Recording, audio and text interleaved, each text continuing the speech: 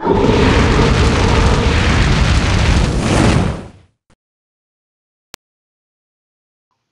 Internet, I'm Jacob. And I'm Niall, and you'll never find a more wretched hive of scum and villainy. You're watching the Readiness Report.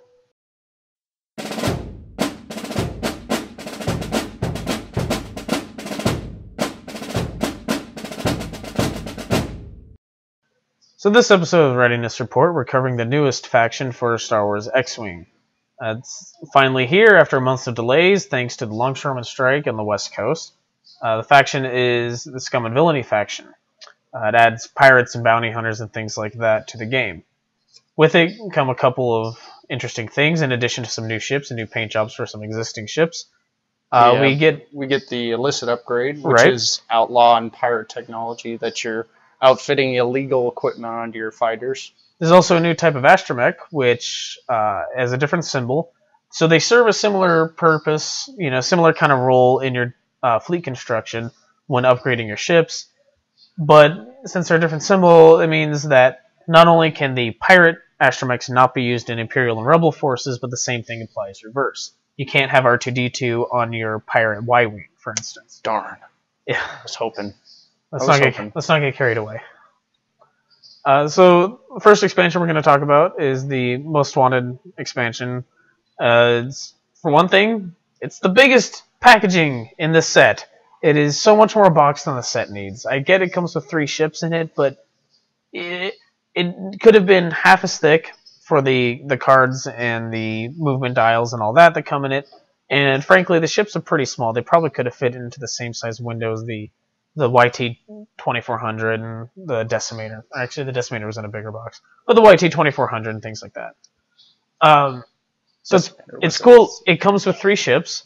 It comes with new paint job for the Z95, 2 of those, with the Black Sun symbols on it. I think it came out really well. I really like how that looks. And then a new paint job for the Y-Wing, which, I mean, it looks good, but I'm far less excited for the Y-Wing, personally.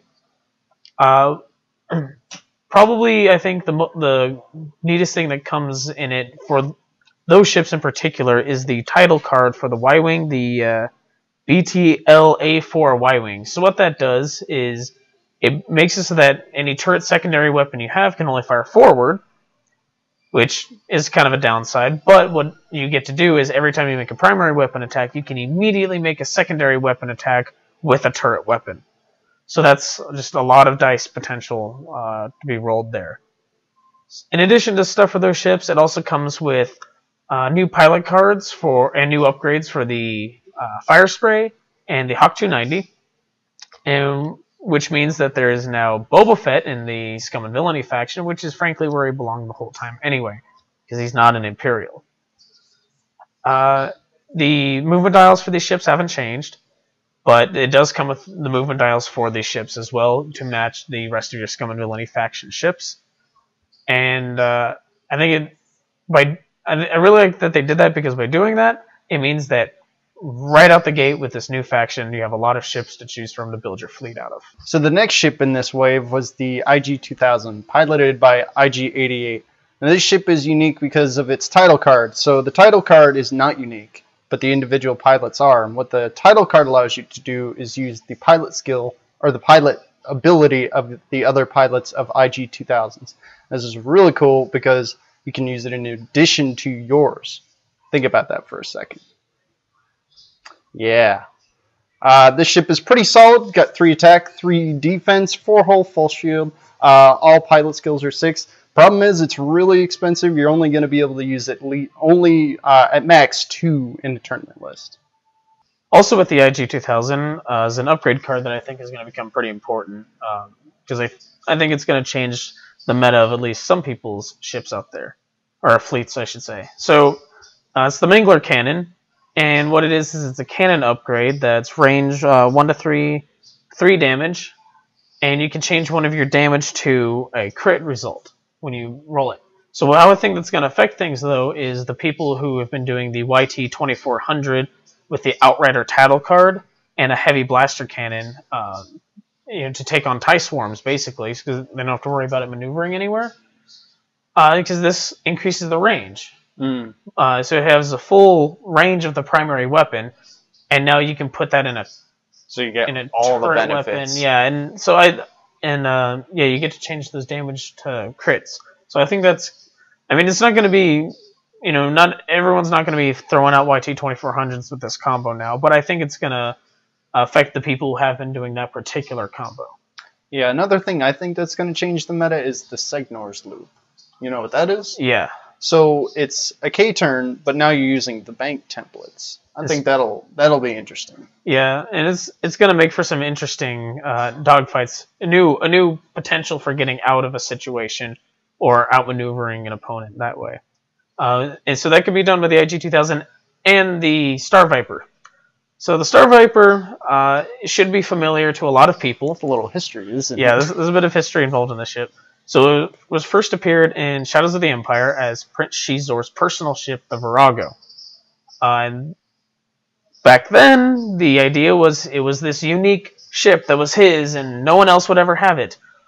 It's after they started putting it into video games as the Star Viper, though, it's kind of been retconned that when Shizor dies, Mandel Motors purchases the rights for producing more Star Vipers, and they don't, in the fluff, they don't have as many sensor suites and whatever else made the Virago super special, so they have an excuse for why it's suddenly an affordable fighter to mass produce.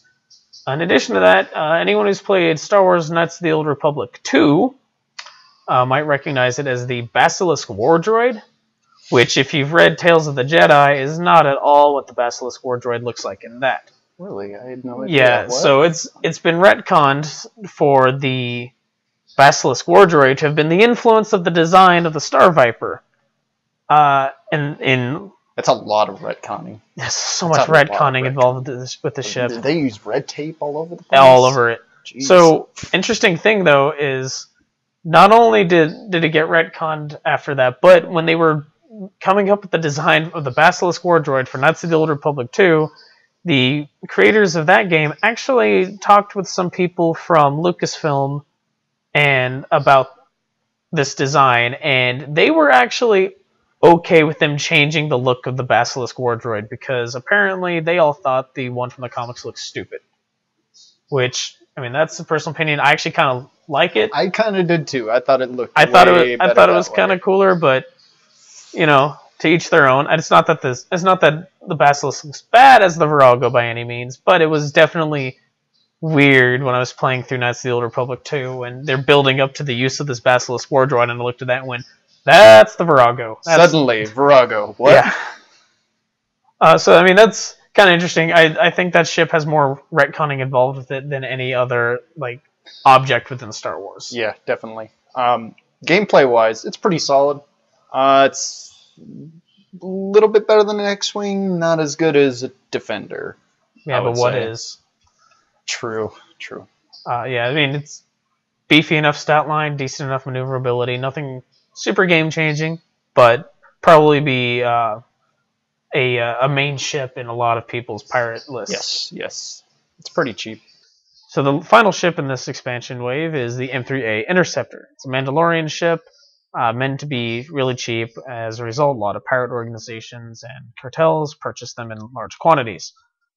It's another ship that they pulled from Star Wars Galaxies. I guess because they just came up with a bunch of random stuff for that game as filler.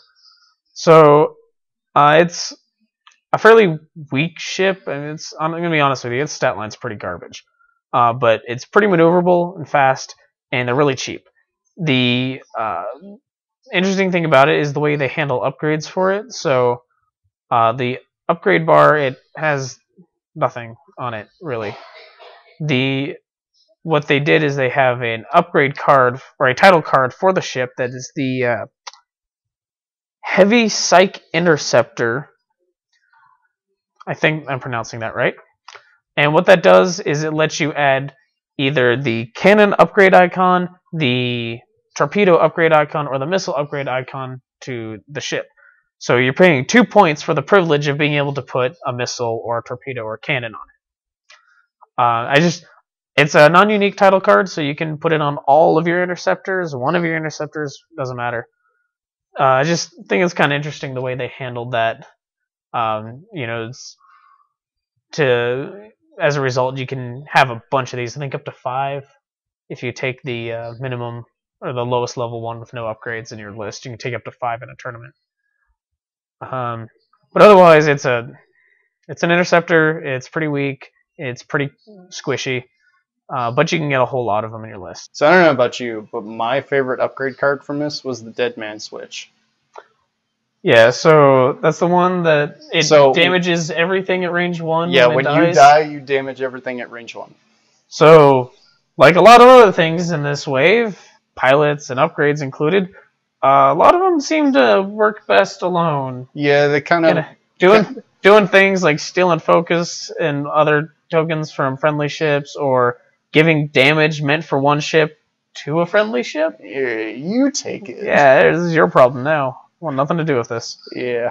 Yeah, so it's kind of interesting. I mean, it's the whole faction of douchebags, frankly, and scum and villainy. Yeah, well, they are also all pilots.